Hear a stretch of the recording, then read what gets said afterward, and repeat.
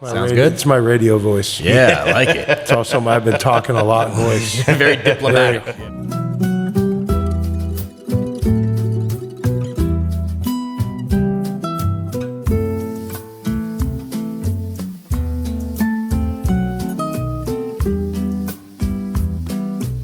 Well, do you want to get started? So I want to welcome everyone to another episode of the Ybor Muta Podcast. I am Taylor Durden. With me is my co-host with the most, Max Herman. Nice to see you. Tonight we are joined with Ybor City's hero, Tom DeGeorge. Welcome, man. Thank you so much for taking time out of your busy schedule to hang out with us for a bit. It's my pleasure to be here. Thanks for inviting me. Yeah, man. So what we like to do on this show is just kind of like just very relaxed, talk about, our personal histories throughout this town, our experiences, the stuff that we've seen, endured, participated in, and I'm sure you have dealt with quite a bit in this town. I mean, time goes by so fast, right? Yeah. And I kind of look at my life like you have chapters in your life, and I think at some point you get a point to your life where you're cognizantly paying attention to who you are and what you're trying to do and where things are going. But I mean, for me, I got here to Ybor in 2001, and every once in a while I'll check myself, and it's almost 25 years ago, man. Yeah. but I can still remember literally the first day I got here, and it feels like it was yesterday. But then I think about all the things I've done during that time frame, and you go, holy shit, that's a lot. Yeah, it's a we've all lived multiple lifetimes here. Yeah. I was going to ask, 2001, you came into Ybor. Is that your earliest memory of Ybor City, or did you come here as a kid at all? Or No, what happened was I was born in Erie, Pennsylvania. Okay. Graduated from Penn State University. Very good. And while I was at Penn State, like most kids, I was working my way through school. Yep. Working in venues, and I was a criminal justice major. Oh, wow. By the time I graduated, I was making pretty good money, running venues and doing, we had a place out there called the Bryce Jordan Center. Okay. Where every once in a while, it was like 25,000 cap. And every once in a while, if they were doing bigger shows where they thought they would need extra help, I think we did Metallica and Kiss and some stuff like that. Their guy that was in charge of all the operations would call me up and say, hey, we have, ushers and stuff, but we're going to have open pit on the ground. So we need 20 guys or 30 guys or 40 guys, whatever it was that we think can take care of this. Would you help us out? And I would go to all the area venues out in Penn State, and I'd pull guys from the different clubs, and we'd go do that work.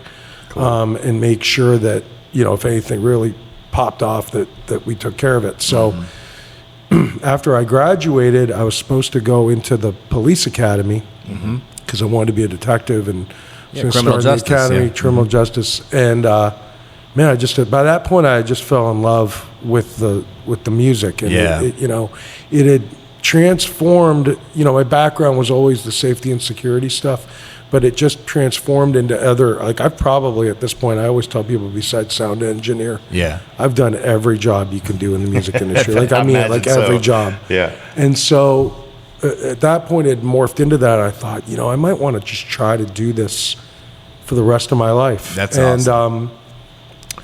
I had done my college internship at the 1996 Olympics in Atlanta, Georgia. Oh, no kidding. That's crazy. Cool. And it was a great opportunity. I mean, I didn't have the grades for it, to be honest with you, but I had a professor, his name was Professor Sullivan, who was a retired New York detective, and he just really liked me because I was a little bit crazy, I think. And sometimes personality gets in, man. We would do the forensic classes and stuff, and people would be like, oh my God, because they'd have a cadaver there or something. Yeah. I'd be all excited about rolling it. Up your sleeves. Right. Let's go. Some of the other kids in the class would be like, oh my God, I'm going to throw up. And I loved it. I loved everything about the forensics and the detective work and all that.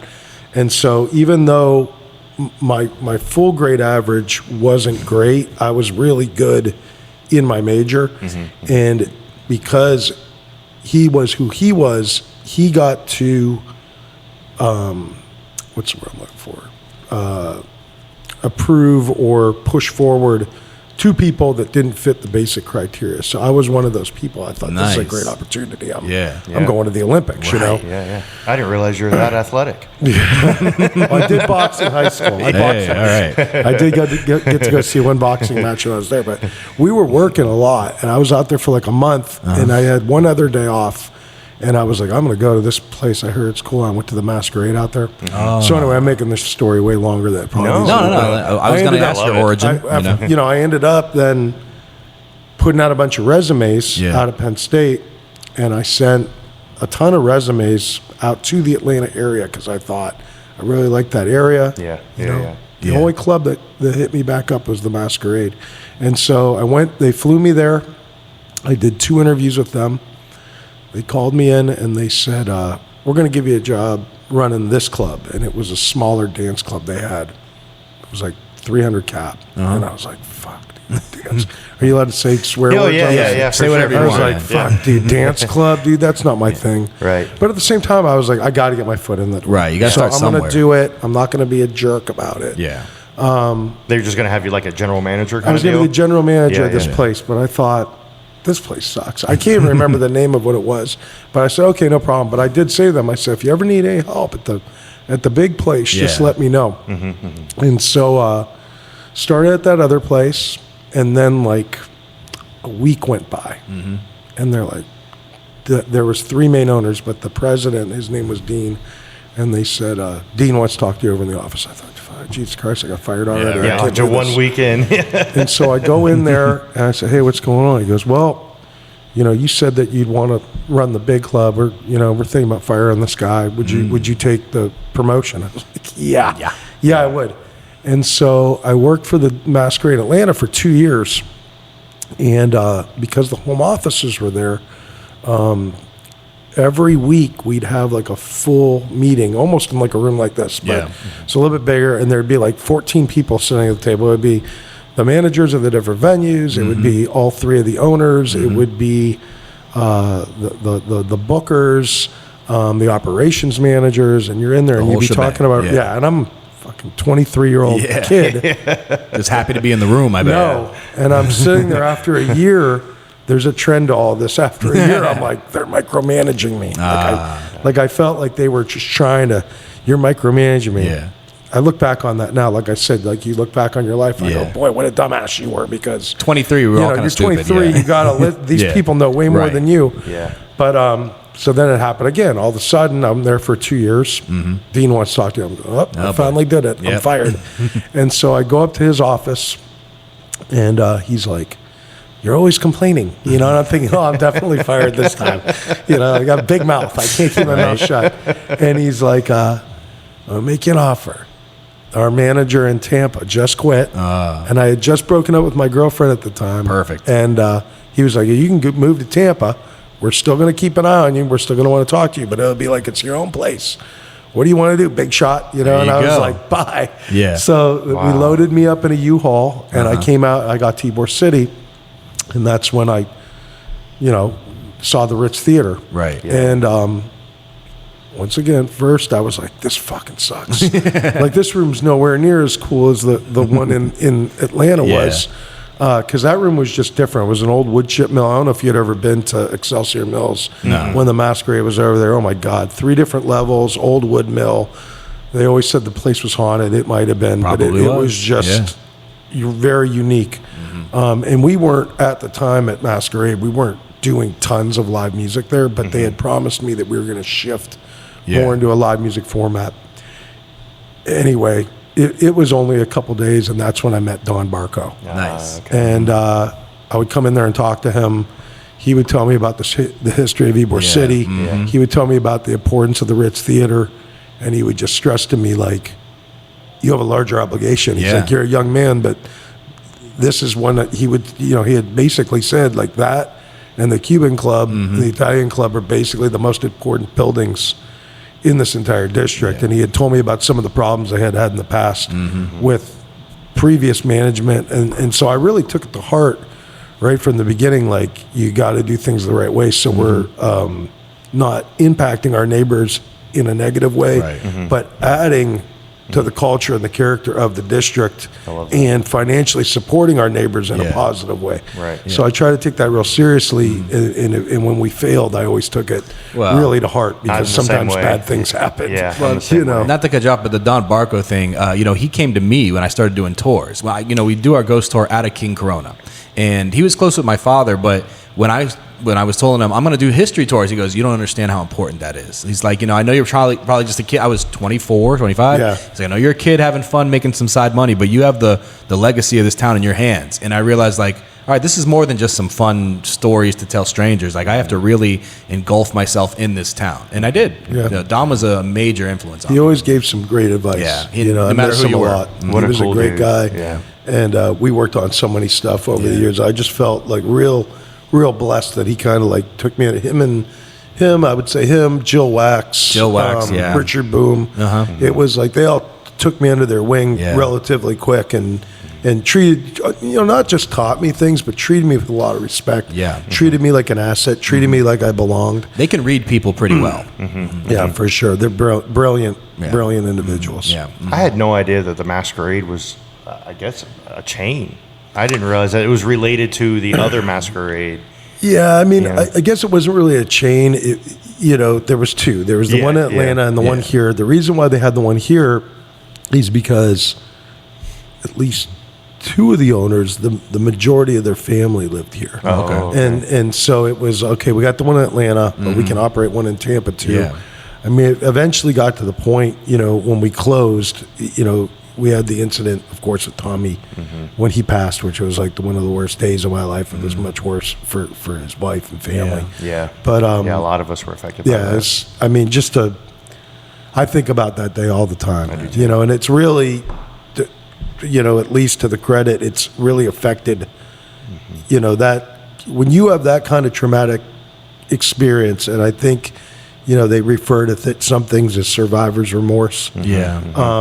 You could do two things. You can, and I did for a while, I self-medicated for a few years where I did things definitely the wrong way. But at one point, kind of just woke up one day and said, you're literally going to drink yourself and kill yourself. Yeah. But if you don't, and who's that going to help? I didn't even, and to that point, like we ended up closing about a year after that. We were already in a downward spiral there anyway. Yeah. And I knew that they were either trying to sell or move on. And then, of course, that happened, and it made things real clear very quickly that was going to be it. And so after we closed, I kind of like went through the motions for like the last year, and then we closed. And there was a period of time when I was up in my apartment above the Ritz that all I did was just I barely even left the place. Jeez. I mean, my power had went out at one point. Depression. I'm up there with my dog, and I didn't even have power, and I'm not even. It's not that I didn't have the money to pay the bill, but I just didn't feel like paying the bill. Yeah. But anyway, finally one day I woke up and thought, you have to do something here. You're gonna, not gonna be well. It even carried over into the opening of Crowbar, like the first. I was going to ask about that. I mean, was that kind of your bounce back move? I wanted it to be, but and I thought it could be, but then when we started to do it, all that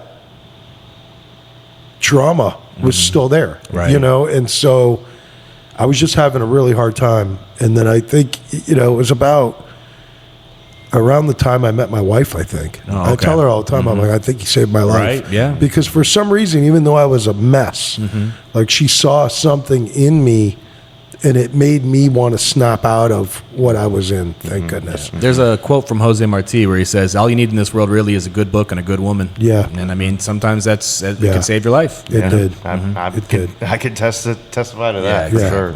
Yeah. So Crowbar was what, 06, right? 06, yeah. That's what I thought. Yeah, it's so legendary. It's because I know you guys have a little history together, but I always knew he was like, he owns Crowbar, which is one of my favorite concert venues in not only Ybor, but Tampa, Florida, man. I've had so many good memories there. And, when it opened up, I'm sure it was quite a project for you, but it kind of became more and more popular over the years with all the different people that came that way. Do you have any like bands in your mind that you're like, man, I can't believe they're on my stage,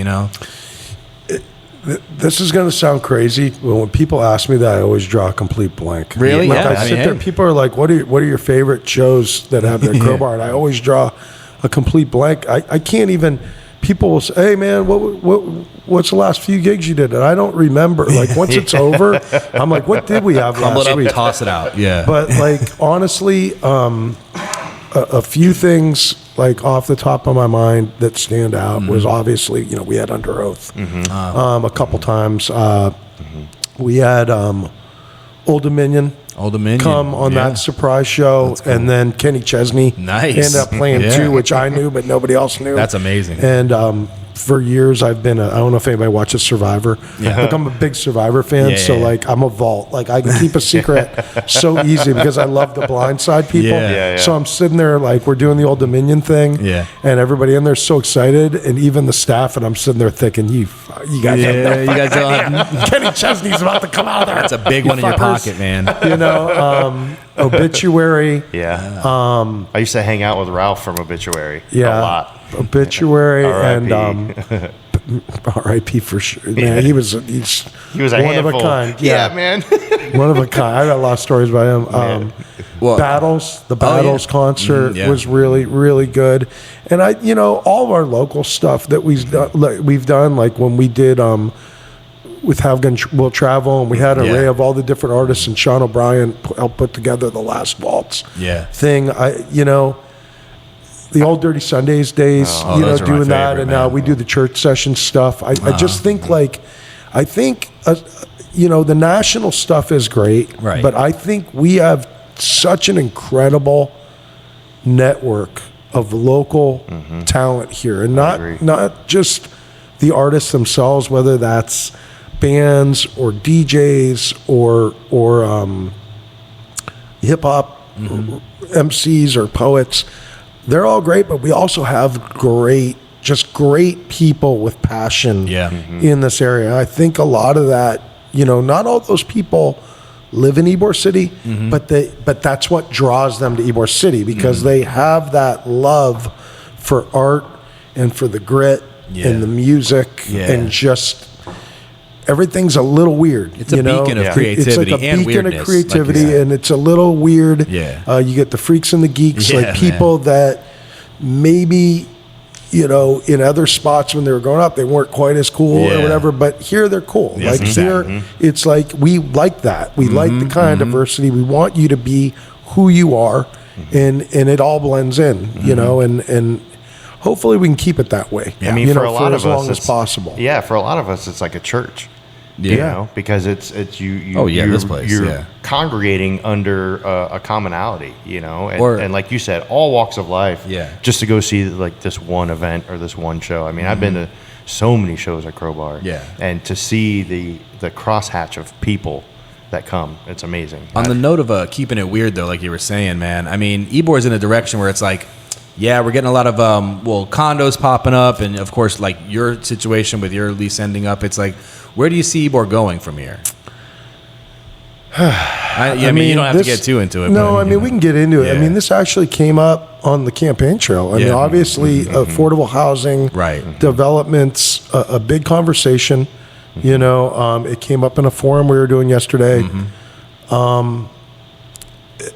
And obviously, I'm not going to run from it because it was so, obviously during the pandemic, and even prior to that, even prior to the pandemic, Daryl in the development has been something that's been in the works for probably about 15 years, I'd say, really. And I think it's fairly common knowledge, like you could Google it, that if you Googled our names together, a lot of articles, and then put the mayor in there too. You'd have the developer, the mayor, and then somebody like the person that stands in front of the tank. And it's me, and I'm just one of those people that's always been a very vocal person. And I think that's, helped me with the advocacy for the Save Our Stage and stuff. But on the home front, I think what made me so vocal, and I don't know if people really can understand this, is when we were going through what we were going through here, and we're fighting for that federal funding to save these rooms all over the country.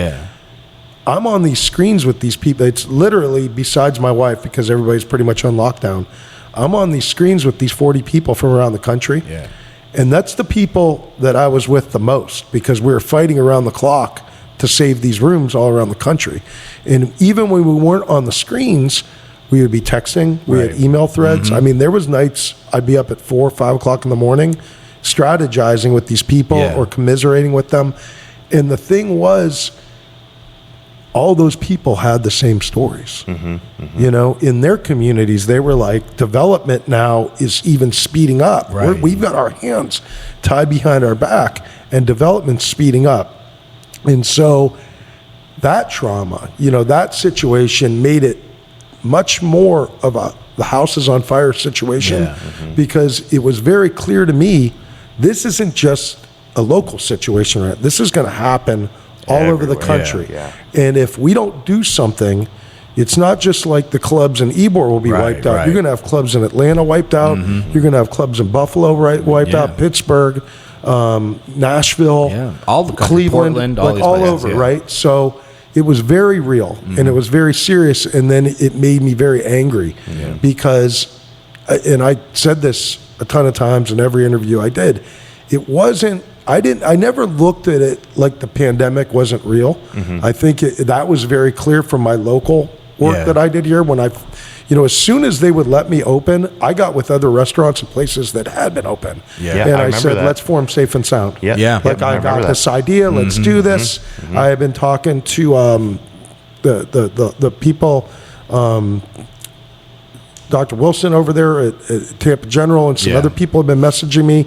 I watch the news as much as I can, just like try to stay up on top of it, as painful as it is sometimes. And I knew that our hospitals were overflowing, and I thought, we need to start something here where we're encouraging businesses to operate as safely as possible, because I'm trying to do it right down the street. There's a club that's got 1,500 people in it, and nobody's doing anything about it. So, I remember you holding a lot of them accountable publicly, and it was great. It was a lot. It was very hard to stand up to people all the time to, you know, it's like I tell people, like when you turn on the lights and the cockroaches are on, some people just keep the lights off. I'm like, I'm turning on the lights. Like, this is bullshit. Like, and if you're going to tell me that we're not supposed to be doing this, but there's no enforcement, then what are we supposed to do? What's the point then?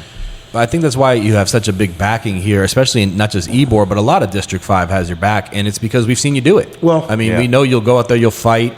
We know that you have passion for it. So, like, once you threw your hat in the ring, I was like, all right, man, this is going to be something now. And so, but I guess back to the development, because that's what it was. Like, my stories go like we'll try and circle you back. Quentin Tarantino movie. They fly all over the place.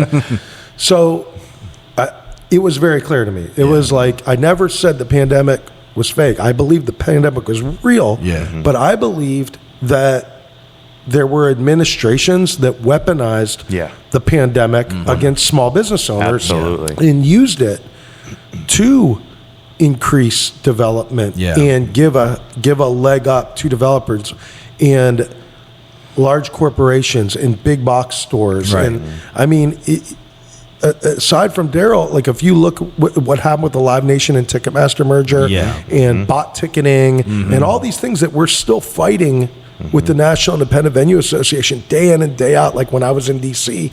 And I went to talk to the antitrust division about this as our representative for all of NEVA, which is probably one of my proudest moments to be able to be asked to do that. Like out of all the people that we had, they wanted me to go to D.C.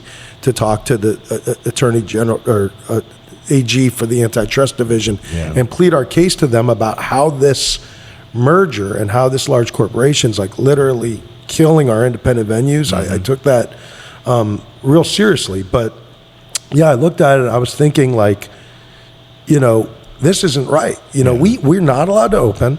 We have no money. Nobody's taking care of any of our overhead, any of our bills. We're being told if we try to open that they'll basically pull our liquor license from us. And then you have the building owners that aren't rich. A lot of those people don't have tons of money. So those people, and then you also have people from up north. We had that problem too, that people would fall behind on their lease and, you know, thinking like, well, who else is going to come in here? I can't afford this.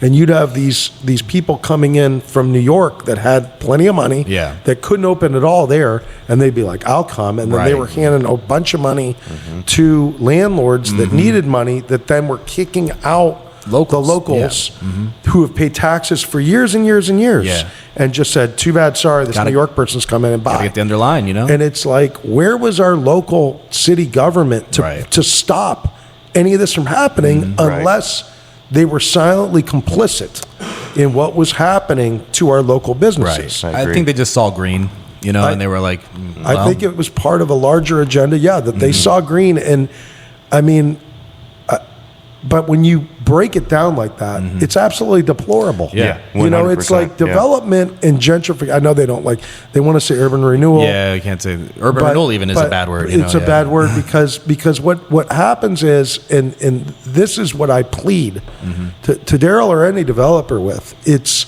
don't remove the charm and the grit from an area. All right? Accentuate it, add to it, but don't that's what brought them here in the first place. Right, the charm, the historic district.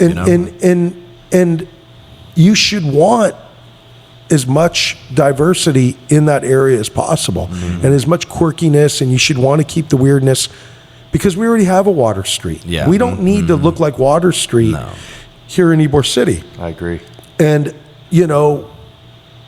from the beginning, because I was with the Ybor Chamber of Commerce, long before the pandemic happened, I had seen the plans. So I know what the intent was, for Gasworks. I know that over the next few years, the goal would be to make sure that anything remotely close to being an independent live music venue or a nightclub is gone. They don't want it here at all. They want a walkable community, mostly restaurants and shops. Yeah, like a Hyde Park. Not even Hyde Park at least has dance clubs and DJ clubs. Oh, do they? They don't want that here at all. Yeah. I mean, they have Hyde Park Cafe. It's still open. That's right. And I mean, and they deal with the cars out there. Yeah. They don't want that here at all. No, I mean, he's publicly stated it. He has stated. Yeah. Well, and that's, going back to city agendas. I mean, fast forward then, because this fight that I don't even like calling it a fight, because I love my city. I just want my city to understand that a lot of us that break our backs every day because we love our city, that we need to be listened to sometimes, and we actually know some things, And so if you fast forward then to when we had the shooting a couple of years ago, that was it was horseshit. Yeah, and I was just gonna say leading up to that for over a year, because we had, with NEVA, the Save Our Stages was already done. Because of my background with criminal justice, and now I do the safety and security operations for my consulting company, and I had all that data, and everything felt strange then anyway. You would think like, oh, you get back open, everything's going to be cool. There was a lot of weird energy at that time. There was a lot of civil unrest, the George Floyd stuff. It just happened, rightfully so. People should be mad. You're trying to give them some respite, but nobody wanted to be respectful of each other. I think like that big divide had already formed, where you wearing a mask? What are you an idiot? Everybody's sitting indoors, freaking out a little bit. So bad. And so I had already been having concerns and putting together safety and security plans for other venues, and talking with different members of TPD. I can't even remember all the different, because the captains change. The one I remember the most was I worked with Captain Owen for a while, and I was putting together these plans so we would keep the venue safer. We had neighborhood watch channels just in case we saw something on the street. And I think the moment that the shit really hit the fan was the Super Bowl. Because we had the Super Bowl here. We're not ready for the Super Bowl. I'm going, what are we going to do with the Super Bowl? We're still like literally supposed to be limited in cap here. We were just shut down. Now we have the biggest stage in America. And the street was absolutely packed. Bananas. In Ybor City, it was a total shit show. But then you would go on the news, and Mayor Jane Castor's over at the Super Bowl site, and she's talking about how safe it is here, and we love things. And then they'd come and talk to me. I'd go, look at this. This is fucking crazy. It's pandemonium. It was crazy. It was pandemonium. And I'll never forget And that's what we had the shootings like back to back. People weren't talking about it. And then they interviewed me. I was saying, we're having shootings out here. Yeah. And I know it pissed off a lot of the local administration because they're like, this guy's fucking ruining everything for us. Well, they clean up the city when the dad comes home. You know what I mean? They cleaned up the areas that they wanted to show. They didn't really appreciate somebody like me ending up on ESPN saying, does this look good to you? Look at this shit. And then I'll never forget, because we didn't really have that many events going on at that time. And honestly, after a lot of that shit happened, I was like, I don't even want to be open for at least a week. I was at home and I was watching Saturday Night Live, and there we are. We were on Saturday Night Live on their news skit. They're like, and here in Tampa, Florida, look at these morons in the middle of the pandemic. And I missed that one. My Damn. God. I was look that up. I've never been so embarrassed because literally all the people from Neva were like, holy shit, dude, we just saw the footage of Ybor City on Saturday Night Live. Like, is that really what Tampa's like? And I'm like, yeah. It's kind of what's going on. You know?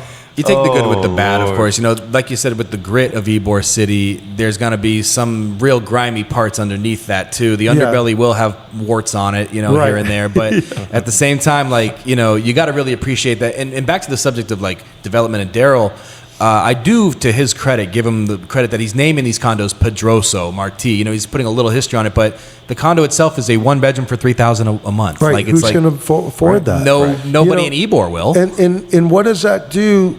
And this is, development's fine. Yeah. Accentuate the area. Don't change the area so much and price it out so much that the people that love that area can no longer afford to be in that area. I've been saying this for years, that we are a tourist destination, and we come here, people come here. I go to like places like Chicago, Key West or whatnot, these destinations, and I want to hang out with a bartender. I want to meet the people that provide the hospitality for the tourists. And it pains me when we have a place like this that is now going to become where those hospitality workers cannot live in the area that they can't they're serving the population. We are Manhattan. I have employees that have to drive from Riverview, just to work. And that's in the Tampa. other thing too. It like sucks. Transit thing too. Like on the subject, like I said, we're not Manhattan, but at least they can take a train to their job if they live in the Bronx. You know what I mean? If you live in Riverview, you have to drive, you have to pay for parking, you have to it's a tough situation to get into the Ybor area. Whereas when we were all hanging out before the pandemic, people would live above their place that they worked at. You know what I mean? It was a much simpler situation. I mean, it's like we have all this focus on all this development, but the infrastructure that we should have in place to go along with it is anemic. It's, I don't know, I'm very concerned. I mean, I'm already concerned because I look at Ybor City and I look at it, I say, well, aside from the history, like you said, it's great to name these places something, but aside from the history, what will our identity in real time be? Right. When people come here, what's our identity? What will be the charm in it? Are we French restaurant or are we, reservoir bar? What are we, Yeah, if you need to pause, feel free. No. Okay. Because we can always edit and stuff, so. No, it's fine. Shutting it off. It's going bleep, bleep, bleep, bleep. In my pocket, I'm going, man. Somebody as busy as you probably. Well, it's all right. Let's loosen things up a bit. He told me you got married at the Don Vincente, one of my favorite places on our ghost tour. We used to go in every single night. The Shivers are always very good to us. I totally missed the Don Vincente, so I want to talk a little bit about that. If you don't mind. I mean, that's still kind of in the development. But we did. We got married at the Don Vincente. It was a great day. We the Shivers took really good care of us. They're great like people. You said, the whole family. I've always had a really great relationship with them, and they couldn't have taken any better care of us because they literally, when I came, like, I guess I could tell this story now because it's not please. there. Come on. I say, hey, listen, what do we owe you? And they literally just said, don't even worry about it, Tom. Amazing. Amazing, dude. I'll get emotional saying that. I know. Because it was when the people in your community do something like that for you, it brings everything full circle. It's like, wow, here's a place like this, and they respect me so much that they're literally telling me, don't worry about it. And, they didn't have an empty room in the hotel or whatever, but anybody else, I know that they would have charged way more than, and they went like literally all out for us. Right. And to keep it light, I will tell you a funny story about the wedding though. Let's hear it. So we send out the invites, and we did. I think the way it worked was we did it by email or something. They had an RSVP via email, and then things weren't coming in, and we realized that we had put the wrong email, but we had already sent out all the invites. So at that point, we had no idea who was coming and who wasn't. Nice. And so then we just said, well, fuck it, who cares? Surprise. Anybody wants to come, come. And whatever happens, happens. And there ended up being like a lot of people there. Probably some people snuck into that too.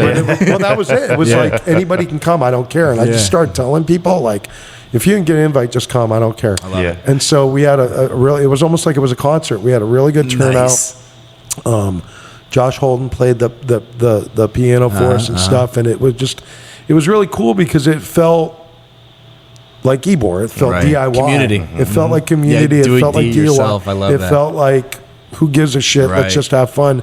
And then people could ride the trolley because it was the middle of the summer, and people would get on the trolley from the Dawn and go down to Crowbar, and then we did the after party Oh, cool. at Crowbar and had poetry and lotion and play and stuff. there and you go. Yeah. those guys, a couple of them were throwing up at the at the Dawn in the parking lot. Going, what are we Sorry doing? about that. And then, like halfway through the party, me and my wife snuck out, and we ended up just getting a pizza Nice. and going on the roof of the Dawn and just sitting out there and that's looking at I love Ybor that. At your city. Yeah. That's amazing. Yeah.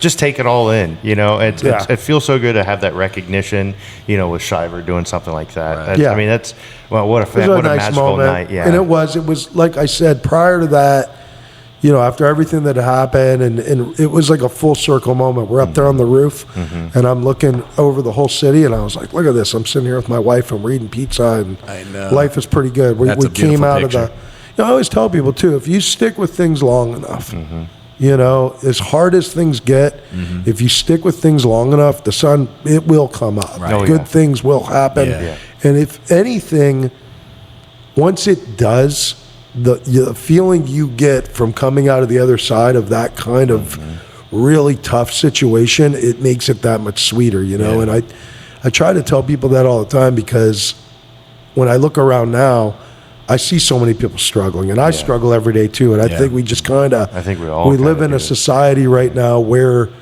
it is hard. It's just amplified, too, to go day to day. So gotta stay positive. That's the truth, I'll tell you. And thinking about the Shivers, just saying don't worry about it, reminds me of kind of the Ybor that I knew for so long. Now it seems like you can't even really get a cup of coffee for free anywhere anymore. Yeah, right. But back in the day, people would give the shirt off their back. They'd be like, "Yeah, man, what are you cold? Here, I got you." We still. That's what we're trying to kind of do with this is. Remind people that Ybor City, no matter where it goes, is always going to have its Ybor City to it. It's always going to have its punk, its grit. It's always going to have, it'll never be, I said this before, it will never be Coca-Cola presents Ybor City. Yeah. It will always be Ybor City, its uniqueness. I mean, I think it's up to all of us to make sure that that's true. Yeah. It's, Well, we got to keep our got to community. protect our community. Yeah. And with community, we're going to have changeover. People are going to age out, age in, and to keep that kind of that ball rolling, I'll tell you, it's tough. I give tours to a lot of people that are like, I just moved here from different states. I'm going to school at USF or UT or something. And they're 20 years old. And I tell them about this place. I show them the spots that I like. And then next thing you know, they bring 6 more people to come on the tour. And then they're like, you got to see Ybor City. A lot of people never even heard of this place. They were like, I'm moving to Tampa. What's this little spot called Ybor? Is that where everybody gets drunk and throws up? No, there's a lot more to it, man. Yeah. I mean, it is family here. The thing about Ybor too, it's almost like the mafia. Like once you're in, and they're all in with you. Yeah. If you want to get out, then you can, but you're not really going to be the same once you leave. Well, that's why it's Ybor Muta. Yeah, Ybor Muta, yeah. Some people get lost. Some people sail right on through. Exactly. Some people make it. You know. Yeah. So you've been doing Crowbar now for 19 years. Yep. Right. Next year is going to be it. Yeah. Right. So what are over the last 19 years? What are some of like the do you put as like the highs and lows of like venue ownership, running, that kind of thing? You and I spoke quite a few times going out. You've even joked like, we're going to talk about this for sure. It's like, the people that come in, your single serving clients that they've only been there the one time and they're gone, and then you have your regulars. It's like there's got to be reward and detriment all at the same time every night. I mean, it's the one thing I could say is those 19 years, it's never been easy. Yeah. And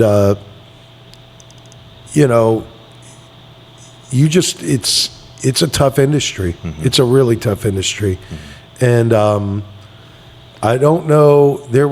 There's been many times over the last 19 years that I was like, I don't know if we're gonna make it another few months. Mm-hmm. People, even when in 2021, when I saw what was happening, and that's when I had talked to my landlord and said, listen, I see what's going on here. And my lease was scheduled to end in 2022, and he was doing like year extensions, and I was like, Ron, that's not really I see what's happening, wall, and I knew what was going on with the development and what I had seen happen in other cities, and that was at the point where I said, I know I'm eventually going to get forced out of here, but I want you to extend the lease. Do me a solid, like extend my lease to 2026. Yeah. So at least I can leave on my own terms, and I can make myself whole and get a solid through this 20. pandemic. Yeah. I just thought I don't want to do all this work during the pandemic for Save Our Stages, and then just to shut down. I'm going to get shut down in 2022 or 2023. Yeah. I need to come out of this thing all the way and then have a proper send off. And he was gracious enough to tell me hey, I'm going to work with you, but so it's it. But and then there was so many periods from 2021 to 2026 that I was like, am I even going to make it to the end of the lease? Yeah. Things were really touch and go about a year and a half ago, and somehow we were able to turn it around. And that's it. I've probably had like a cat, at least 100 times during the 19 years we were there where I thought, oh my God, there's $50 in the safe. What are we going to do? And there was times that, we had to come up with extra money, either, myself or Devin or Bonnie. Bonnie passed back, but when she was with us, taking out loans, I'll take out a loan this time, or you take out a loan, or Devin's going to put this on his credit card, just we shoveling just did water out of the whatever boat, we could to just keep it going, and the last few years I did a lot of that, but I'm feeling pretty confident. Hopefully this hurricane season won't be too much, and we'll get to the end. But I think that it goes back to Ebert, that the struggle to keep the room there is what I think has been most rewarding about it, because at the end of the day, if it was easy, it wouldn't feel so good, right. And so as this thing winds down, there's a lot of nights where everybody leaves and I'm still there by myself, and I just sit in the room empty and have 2 or 3 drinks, and just kind of look around and go, this has been a large chapter of my life. I mean, you've built a temple. You think about doing a yearbook or something, like some kind of dedication?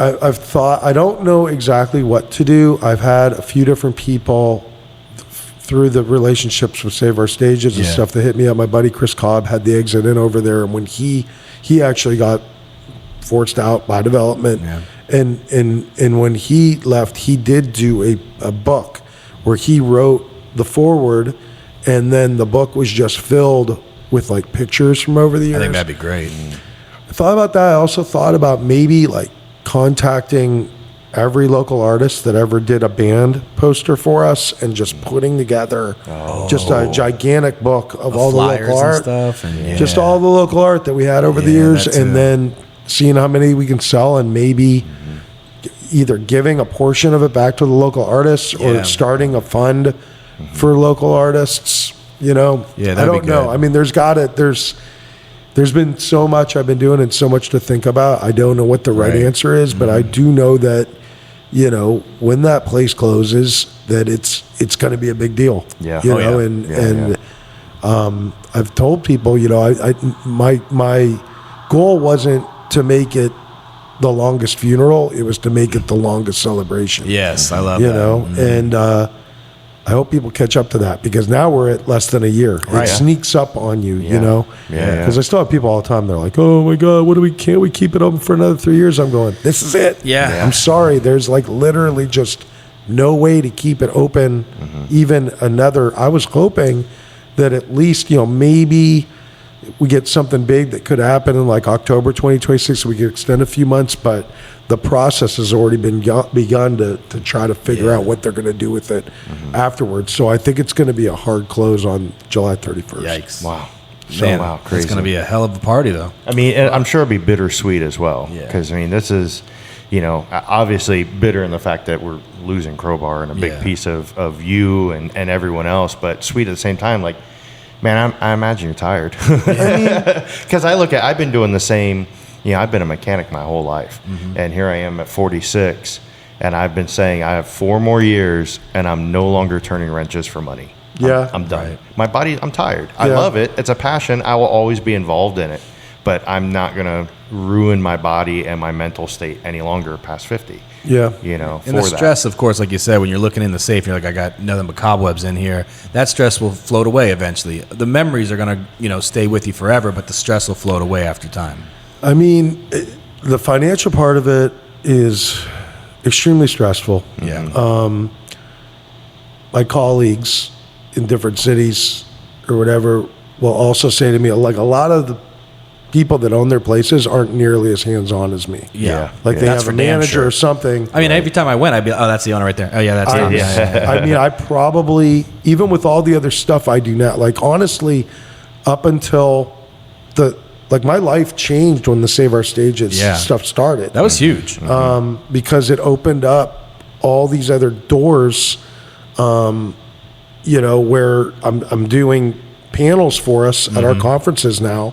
And I'm talking to 1,000 business owners. And all of a sudden I realized, because then whatever we were talking about, and most of my stuff was centered around, once again, back to the Tommy Laskus thing, I had already tried to make a difference locally to make my venue safer and to help my neighborhood get safer. It was kind of like, if you're going to do this, this is what you have to do. But then with the NEVA thing, I'll never forget, I went to our executive director. I said, listen, I know the Save Our Stages is going to be over soon, and we have to work for our membership in other ways. And I had this incident happen at my place, in 2005, and I want to use that to help all of our membership to create safer opportunities. And so I would do these panels at the conference, and then what happened was people come up to me afterwards and say, hey, listen, you really know a lot about what you're talking about. Have you ever thought about helping? And I thought, holy shit, I could actually run a consulting firm and help some other people. So I did that. I did the Detour Company and Florida Maverick Artist Management, and it all came from the Save Our Stages. But even with all that, if we do 300 shows a year, I'm still at least at like 260 of them. Yeah. Because I really do love it. I don't know if you've ever seen the movie. It's a baseball movie. I cry every time I watch it.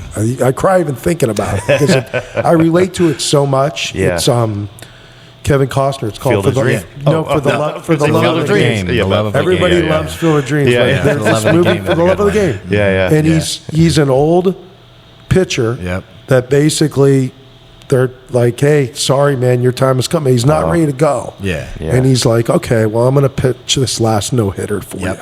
And I've kind of looked at it like that. Like when I talk to people and they're like, dude, how on earth have you been doing this many shows a year for 31 years? Because I started working in these clubs when I was 20. And with the exception of that year and a half during the pandemic, I have been away from whichever home I was at and out in the evenings at these concerts like 300 nights a year. Hands on. And so I'm lucky in the sense that I have taken on these other responsibilities to fill the void that when I don't have, because I've always had a building. It was either the first one was at Crowbar in State College, which is how I got the name for this one, because it was the first room I started working at consistently. This is at Penn State? At Penn State. Okay. I was there for like 3 years. Okay. It's when I fell in love with everything. I was like, this is the best. It's when I met the Genitorturers. They were playing there.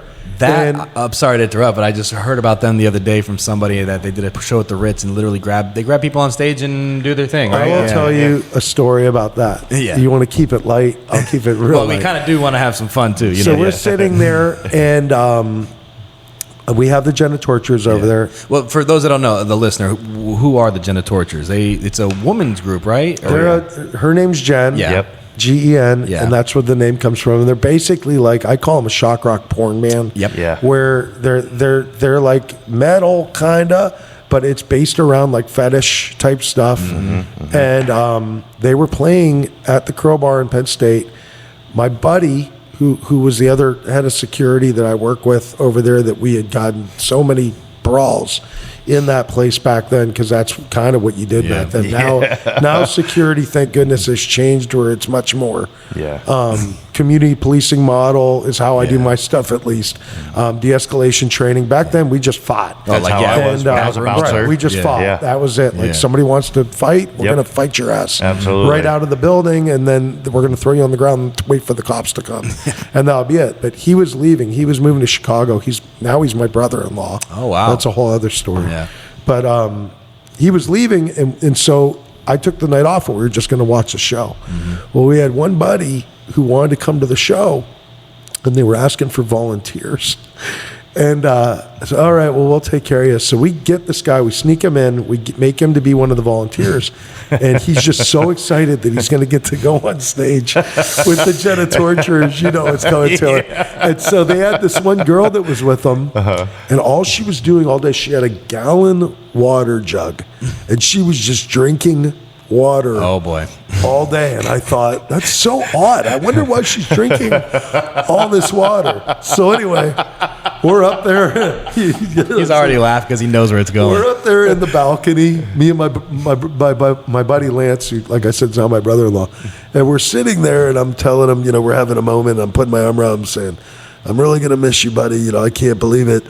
And then we're sitting there, and then here comes my buddy, Benny or whatever his name was. I don't even remember his name. And they're pulling him on stage. His hands are tied up. And I was like, oh, there's Benny, And then they put him down on the ground. He's on his back. And this girl just gets over him, squats over him, and just pees all over him. Yeah, buddy. And it was literally the longest urination that I've ever seen in my life. Like, right in his face. And we're just up there and we're going, ooh, that's probably not what he was bargained expecting. for. Yeah. And you could literally, when you see the person, there's just nothing you do about it. Like, I could see him. We could see him from the balcony. He's kind of just like looking at us like, oh my God, what's happening to me? And I'm just going, I'm sorry. I'm sorry. You're welcome. That's what you got what you wanted though. So. Yeah, there was no YouTube at the time. Like, let me just see what these people are about. No, literally. I guess. I like the story I heard at the Ritz is they pull a guy up there, they put a tight thing around his nutsack, and they just started torturing his balls. Yeah. And one of my friends said that when he saw it, he's like, all I kept thinking was, I wish it was me. I'm like, that's not my cup of tea, man. No thanks. I mean, she's still killing it. She's still doing it? Yeah. That's cool. Yeah. She's still doing it. I see her almost every weekend. She's a regular at the castle. Damn, I didn't even know. That's pretty well, what were we talking about before I cut you off with the Genitortures thing? Oh, Crowbar, Penn State. Yeah. And then it was, like I said, Masquerade, Atlanta, then Masquerade, Ybor, and then Crowbar. So over 31 years of that many nights, So, yeah, it's like at some point you got to say it's time. It's time for me to do something different. So what's next? Yeah, you're pivoting into politics again now. So I mean, I want the city council thing to happen. I think I have a reasonable shot at the city council seat. I think it's a hard seat because it's District 5. It's huge district. And if it was just Ybor, you're a landslide. If it was just Ybor, I think I'm a landslide. If it was a citywide thing, I think I'm a landslide. I know people all over the city. Because it's District 5, you have to live in District 5 to vote. And there's a lot of neighborhoods in District 5, Jackson Heights, Belmont Heights, that whole area in East Tampa, Sulphur Springs, that aren't as familiar with me and probably don't trust me very much. And I've been working extremely hard to gain trust in those areas, but I would understand why they would look at me and think, this guy's not going to give a shit about us at all because all he cares about is Ybor City. At the end of the day, that's actually why I want to do it. I want to serve those communities. I feel like I keep telling and I've done many, many forums.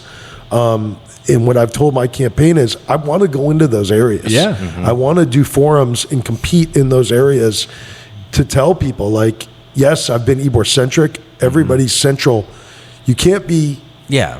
central to all of District 5. It's huge. Right. Like you've got people, like I said, in my area, you got people in the Heights. Well, it's you also got people in downtown Sulphur too, Springs, isn't it? Like parts of downtown. Yeah. And so every one of those communities is going to have different needs. Yeah. What I'm trying to tell them is if you just look at my resume for what I've done in my area, Yeah. once this entire thing Is your becomes my area. responsibility, Yeah. just know that if anything, I'm probably going to work harder in your areas because that's how I am. Like I want you, if I get that job, I'm not going to let you down. Like I want to show people my tenacity and my grit and my determination to improve your quality of life. Yeah. You know, it's super important to me. So there's that. Like I said, I've been doing, the FMAM and FMAM events. It's artist management, but then we do our events, and we do events at the skate park. We do events at Shuffle. We do events at New World Brewery. That would grow exponentially, I would hope. And then the work I'm doing with Detour, which is basically we help independent artists tour around the country. We've partnered recently with Live Music Society. We did a thing called One Night Live where we take, I don't know if you know what incubators are. There's incubators in different areas that are non-profits. That like there's Salt Lick, which was the first one we did it with, where we took their artists and then we worked with them in Live Music Society to route them on a national tour and then put them with other independent artists inside those communities. And we were very effective. And I did a panel on it. Cool. I did a panel on it at the last NEVA convention in Milwaukee, and we had a full house of people where we were explaining this model to them. We're doing a second one that will start in November with an artist called Kid Tiger that's out of Cleveland and works with Cleveland Rocks. And we have other independent, I don't want to give too much of it away, we have other independent organizations because of what we already did and other companies that want to give us money because it's a viable artist development model that hasn't existed until now. And I think it's going to become a real model that not only will help lift up those independent artists, but will help the independent venues because we put subsidies behind it so that these venues that agree to take on the shows actually get funding to offset it if they don't make as much money as they would have. So we're like covering their operating costs and stuff. That's great. So man. Yeah, what a my cool consulting program. company. Yeah, my well, consulting the cool company. thing about like the independent thing, I mean, everybody's favorite band started as something small, and everybody loves discovering a brand new band. Oh my God, I found this band, and they're not going to discover it if they can't get on the stages. So. Right, and if we don't have the venues anymore, so it all ties into the mission statement of keeping these rooms around, lifting them up, lifting up the artists. So I mean, I guess the goal for the future would be to continue to work in music, and also hopefully be city council person in Tampa, Florida, because we're not going anywhere. Me and my wife, we love the city. She loves teaching here. It's evident, She's the same way I am. We look at what's happening with the education system, with the state, and what they're trying to do, and she doesn't want to leave here because she knows how important it is in that public school system, with the public school system under attack, to have quality teachers. Gotta have fighters, man. Hey, for anybody out there that says like the teachers are the problems and stuff, let me tell you something. You haven't looked at what's happening. Right. Because the teachers in the public school system in this city and every city are saints. The work they do and the opportunity that they give these kids. She's got kids that live in their van, that they don't even have a home. Jeez. And she's trying to create opportunity for these kids so they can somehow advance and find a way out of the situation they're in. And charter school's okay, private school's okay, but the public school system, oh my God, it needs help. And it needs help. like you said, the teachers, they're more than just educators. They're like they're caseworkers, everything for these social kids. workers. They're like siblings to them, or it's everything and more, and Super at every important. level too, even the little ones to the big ones, man. And I'm a firm believer if something's broken, I fix it. Yeah. I figure out how I can fix it. What can I do to? You don't fix run from it, yeah. Right. You know, and I the more people that leave because they're unhappy with the situation, the worse that situation is going to become. I have a million people that say like, well, it's not that bad in my part of the country. You should move here. I'm like, I don't want to leave my home. You know, Right. it's Yeah. you know, Right. You gotta I want stick to stay where and you're fight at. for my home. Even with the climate, Yeah, it's I know. hot, but you know, I look at that too. I mean, I talk to people and I mean, the extreme weather situation. Yeah. I don't know where you go anymore. Right. Right. You know, you got tornadoes flying through the Midwest. crazy. You got the hurricanes here. You got flooding blizzards. You got everywhere, yeah. flooding. That You know? Hurricane Aaron that luckily Yeah, turned thank up God. and Yeah, went it went up. that way, but- That to date is the strongest hurricane on record. Yeah, and it's just right now. It's happening right now as we're speaking. Yeah. That's another thing that's been coming up on the campaign trails. If Yeah. we're going to be ready for hurricane season, I don't know. Right. Right. I mean, I'm really, really worried if we're going to be ready this year. Right, and this is just this year. Imagine it's not going to just slow down. It's every year is going to Yeah. get more and more intense. Like you know? we've talked, I'm a prepper, and so as soon as like June rolls around, I've got a plan. I roll it out. Right. I'm ready, and because if I'm ready and can survive it, then I can go out and go help people. Yeah. You know, City's got to be ready though too. I know. city's I gotta be agree. ready. I agree. Stormwater drains. I agree. I mean, Right. it's You know, the city definitely. We have such an aged infrastructure. Yeah. You look at like South Tampa off Bay Shore. Well, South and all Tampa, that. if it rains a lot, it's flooded. Right. it's And flooding in East Ybor every time Every it time. rains right Yeah, now, and I'm every time. like, It- we haven't even got to the worst part. Right. Yet. Right, right. And Tampa, I mean, that South Tampa, all that was built in the 50s, 40s, and 50s, Right. and it was never updated to suit the amount of people that have moved in that area. It's on the development stage again. It's like maybe before we start developing, we should fix what we already have. Right. You know what I mean? Well, and we overdeveloped so much. There is literally nowhere for stormwater to go anymore. Right. You know? Density. that's the problem. Yep. It's a shame, and it's tough. It's real tough. Yep. So Well, what do you think? You know, it's been about an hour. Well, you want to let this nice gentleman get back to all the busy work that he's doing, or let's talk about voting. Is September 4th is early voting, right? When's the actual early voting? voting is September 4th to September 7th. Mail-in voting's already started. Yeah, Actually, I got mine. I got mine today. I was Yeah, mine like, too. "Oh, my name's going to be on." I didn't. That's gotta be cool, It man. was kind of a weird moment. It was definitely. I knew it because I was scrolling on Facebook and I saw somebody that they had penciled the thing in. That's cool, And I was man. like, "Oh!" And then I got home and mine was in my mailbox, and I was like, "How Yep. weird is this? My Yep. name's on this thing." yeah, I can't wait to open. I haven't opened mine yet, but I saw it in the mailbox. I was like, oh man, So And excited. then voting day is September 9th. September Yeah. 9th. All right, cool. So Yeah, my we'll see wife, what man. happens with that. Yeah. You know, I'm really excited about the next I guess, 11 months Right. of Crowbar. Yeah, like I man. know Oh, I'm gonna that be in there a lot. we're gonna have some really like I already know like there's stuff that's in the works that I'm not gonna say, but I know we've got some huge the support that we've gotten from artists that you know that have reached out to me that have no business playing that room at this point. That are like, we have to play your room one last time. It's gonna. man. I love that. That's why I looked at it. I was like, I have to basically orchestrate my own demise because we have to make this send off something that people can keep with them, like the memories that they can keep with Yeah, them forever. Yeah. You know. Well, it's not And, often that you can write your own eulogy effectively. Yeah, fucking I'm hey. gonna you try. know. That's pretty great. That's man. cool, man. It's going to be an expensive year for me. I can't wait to see it all happen, Yeah, man. me And too. it's like you said, bittersweet. It's going to be an amazing memory for anybody that's Ybor bound or Ybor connected. At the same time, it's like, damn, got to see another great place go. I mean, the only other thing I'd say is like you never say never. I've told people this because people are like, well, what about another venue? Blah blah blah. I've told people I was like, listen, I can't say for sure that I would be willing to be the person that's there every day. Yeah.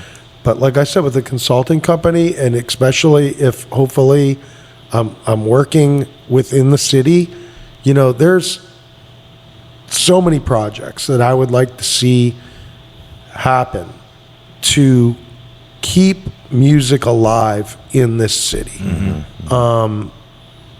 Like the band shell, Yeah. you know, over there at Perry Harvey Senior Park. Yeah. Like I was talking about on the forum yesterday, like I told him, like, listen, whether I get elected or not, I want to help with that. Yeah. Because that neighborhood could really use it. And I told him, I said, I know enough people, aside from the city funding that we should be able to get, I know enough people that I think would donate and help get that thing live, so we could have local artists playing that park for that community in that neighborhood. You know, things like Rock the Park don't just have to happen downtown. They could happen in East Tampa, or in different neighborhoods where they're starving for some sort of community activity in there that could create some brightness for them, you know? So there's that, or, you know, if there was a property where they're like, we want to revitalize this and do something in it, sign me up. Like, let's go. Let me spread my knowledge that for the most part locally has been at 1812 North 17th Street, and let me activate it for the city of Tampa in a larger way than just FMAM events. Like, use me to help us have better opportunities, not just to bring touring artists in, but to create better models and different things and for our local artists here. And I'm really, I mean, I always, like you said, I'll make sure it happens one way or another, whether the city activates me or not, or if I come in and just say 2 fingers up, like I'm doing this because I have the time to do it now. I'm going to talk to as many people as possible. You got a lot of different historic buildings and theaters that traditionally don't do music. Let me talk to you about it, you know, because we can activate those rooms. We're gonna have to look at different ways as these independent venues kind of tighten up and it gets harder for them to do things. And there's different businesses in town that I've already started talking to that are gonna add music into their catalog. That's cool. And I've been talking to them about the best way to do it, where you should put your stage, what type of sound system to get. So for anybody out there that's listening to this that is worried about music in Ybor City and music in the city of Tampa after Crowbar leaves, don't worry. Okay. Like, you know, there will be a new chapter being written. I will be a defender of music in the city for a very, very long time. I'm very glad to hear that, because I don't know if you know, but my house that I have, I'm in VM Ybor. I have a basement, a full size, like 8 foot we've talked deep. about this. And I've been begging my wife to let me host a basement show. So, I mean, hell, why not? I'll have you manage it. We'll set up where the stage is going to go. Well, I'm anybody who's doing something in music, they'd be an idiot to turn down any help from Tom DeGeorge. How do you get a basement? People have basements. There's basements. I do. This building has a basement. Well, but not really. But my house does. It's wild. Huh, that's crazy. Cool. That's where we wrote out Irma, because we didn't know what was going to happen. Oh shit! And I just bought the. You're safe down there. That's gotta be great. It's all like steel girders and everything. It's not going anywhere. Well, I know where to go when the shit hits the fan. Yeah, for sure. And so one last question I'll leave you before you go. Upon closing of Crowbar, what's going to happen to the Steel Monsters? Okay, I heard about this. The Steel Monsters. Tell them about it a little bit. Tell them a little bit about the Steel Monsters. Well, I don't know if you remember we speaking about it years ago. But my first Opus Industrial made those for me. Yeah, so my first marriage was to Alexis. And Opie had made those, and he sent me pictures like, hey, this is going to be your guy's wedding present. And then he disappeared up to Virginia Beach. And then I had no way to get a hold of him. And then one day I went to Crowbar with her. Did you ever tell me that? I don't know if I did. I don't ever remember. I went to Crowbar, and I was like, there's my monsters up there. That's awesome. Like, son of a bitch, those are my monsters. I mean, if they were supposed to be yours, I guess I'd have to give them to you. I don't know what I would do with them. I guess I'd give them to you. I guess you just called dibs. If you want them, I would love to have I'll give them to you. There you go. I'll be honest with you. I haven't even. Like, have you thought about what you're going to do with everything that's in there? There's so much stuff in there. I know. I haven't. Like, it's. Jeez. I bet you there's a lot of people that want to take a piece I know. Of it, Yeah. When I start thinking about it a little bit, it like makes me sad. So I know. I haven't really thought about it that much. I know at some point I have to think about it, and you know, like what I'm going to try to keep, what I'm going to have to give away to people. There has been some things there that in this. If you're out there listening, if you're one of these people, go fuck yourself. But there has been times, and man, it pisses me off when this happens.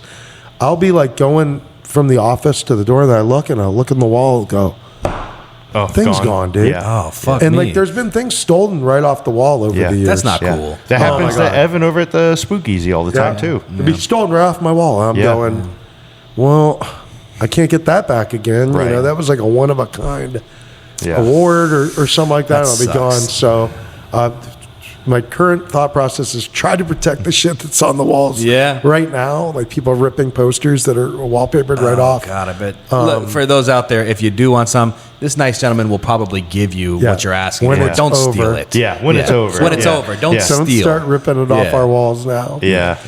So, right. yeah, we'll see.